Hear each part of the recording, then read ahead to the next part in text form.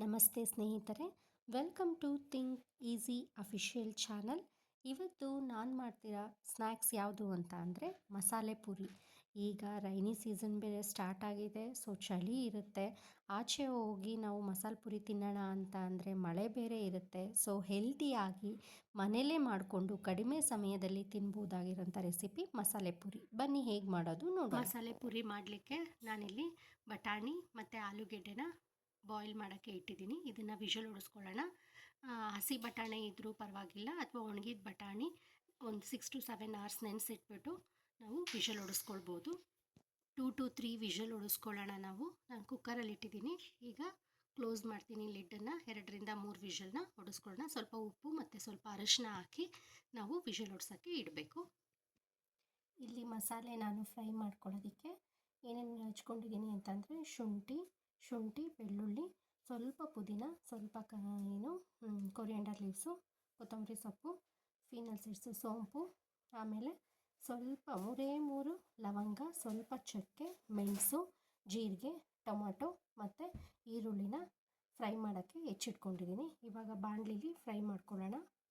ಬಾಣಲಿಗೆ ಎಣ್ಣೆ ಹಾಕಿ ಇಟ್ಟಿದ್ದೀನಿ. ಇವಾಗ ಸ್ವಲ್ಪ ಜೀರಿಗೆ, ಚಕ್ಕೆ, ಲವಂಗ ಮತ್ತು ಸೋಂಪು ಕಾಳನ್ನ ಹಾಕ್ಕೊಂಡು ಫ್ರೈ ಮಾಡೋಣ.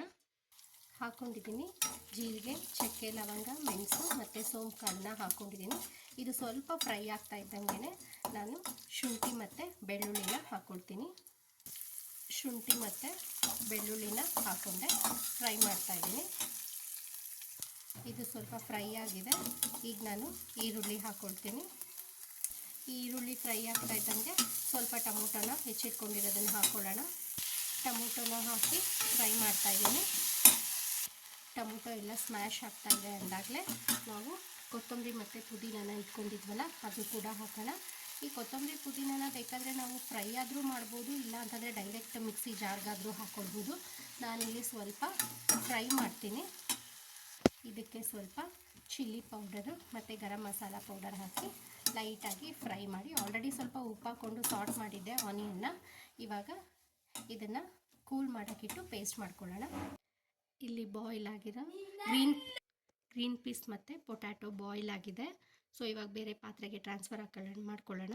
ಈ ಸ್ವಲ್ಪ ಗ್ರೀನ್ ಪೀಸ್ನ ನಾವು ರುಬ್ಬೋದಕ್ಕೂ ಕೂಡ ಹಾಕ್ಕೊಳ್ಳೋಣ. ಸ್ವಲ್ಪ ಗ್ರೀನ್ ಪೀಸ್ ಕೂಡ ಹಾಕ್ಕೊಂಡಿದ್ದೀನಿ ರುಬ್ಬೋದಕ್ಕೆ. ಈಗ ಸ್ವಲ್ಪ ಇದೆಲ್ಲ ತಣ್ಣಗಾದ್ಮೇಲೆ ಮಿಕ್ಸಿ ಮಾಡ್ಕೊಳ್ಳೋಣ.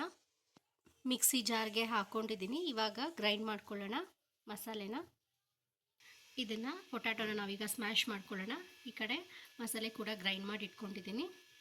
ಗ್ರೈಂಡ್ ಮಾಡಿರೋ ಮಸಾಲೆನ ಬೇರೆ ಬಾಣಲಿಗೆ ಹಾಕ್ಕೊಂಡು ಮತ್ತೆ ಸ್ವಲ್ಪ ಫ್ರೈ ಮಾಡ್ಕೊಳ್ಳೋಣ. ನೋಡಿ, ಇಲ್ಲಿ ಮಸಾಲೆ ಫ್ರೈ ಆಗ್ತಾಯಿದೆ.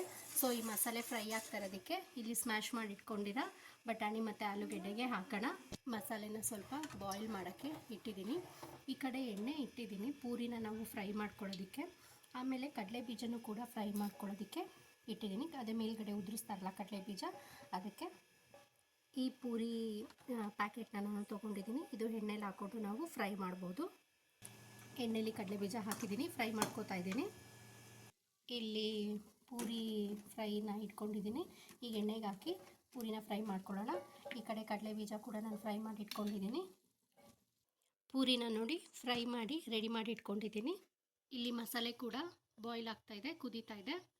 ಈಗ ಪಾನಿಪುರಿ ಮಸಾಲೆಗೆ ಮೇಲ್ಗಡೆ ಉದುರಿಸೋದಕ್ಕೆ ಕ್ಯಾರೆಟ್ ತುರಿ ಮತ್ತು ಈರುಳ್ಳಿ ಮತ್ತು ಟೊಮ್ಯಾಟೊ, ಆಮೇಲೆ ಸೇವು, ಸ್ವಲ್ಪ ಕಡಲೆ ಬೀಜ ಮತ್ತು ನಿಂಬೆ ಹುಳಿನ ರೆಡಿ ಮಾಡಿ ಇಟ್ಕೊಂಡಿದ್ದೀನಿ. ಇವಾಗ ಪ್ಲೇಟ್ಗೆ ಸರ್ವ್ ಮಾಡೋಣ. ಫಸ್ಟು ಪ್ಲೇಟ್ಗೆ ಪೂರಿನ ಹಾಕ್ಕೊಂಡಿದ್ದೀನಿ. ಈಗ ಪೂರಿನ ನಾವು ಸ್ಮ್ಯಾಶ್ ಮಾಡೋಣ. ಪೂರಿ ಸ್ಮ್ಯಾಶ್ ಮಾಡಿದ್ದೀನಿ. ಇವಾಗ ಮಸಾಲೆನ ಹಾಕೋಣ ಇದ್ರ ಮೇಲೆ. ಈಗ ಮಸಾಲೆನ ಇದ್ರ ಮೇಲೆ ಹಾಕ್ಕೊಂಡಿದ್ದೀನಿ. ಇವಾಗ ಟಾಪಿಂಗ್ಸ್ ನಾನು ಏನು ಕ್ಯಾರೆಟು, ಕಡಲೆ ಬೀಜ, ಈರುಳ್ಳಿ ಎಲ್ಲ ಹೆಚ್ಚಿಟ್ಕೊಂಡಿದ್ದೀನೋ ಅದ್ರ ಮೇಲೆ ಹಾಕೋಣ. ನೋಡಿ, ಕ್ಯಾರೆಟ್ನ ಮೇಲ್ಗಡೆ ಹಾಕಿದ್ದೀನಿ. ನೆಕ್ಸ್ಟ್ ಈರುಳ್ಳಿ ಹಾಕ್ಕೊಳ್ಳೋಣ. ಈರುಳ್ಳಿ ಹಾಕ್ಕೊಂಡೆ. ನೆಕ್ಸ್ಟ್ ಈಗ ಟೊಮೊಟೊನ ಹಾಕ್ಕೊಳ್ಳೋಣ. ಟೊಮೊಟೊನೂ ಹಾಕಾಯಿತು.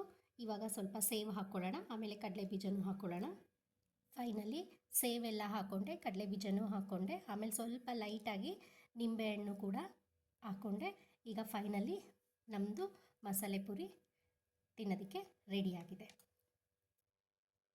ಈ ರೆಸಿಪಿ ನಿಮಗೆ ಇಷ್ಟ ಆಗಿದೆ ಅಂತ ಅಂದ್ಕೊಳ್ತೀನಿ.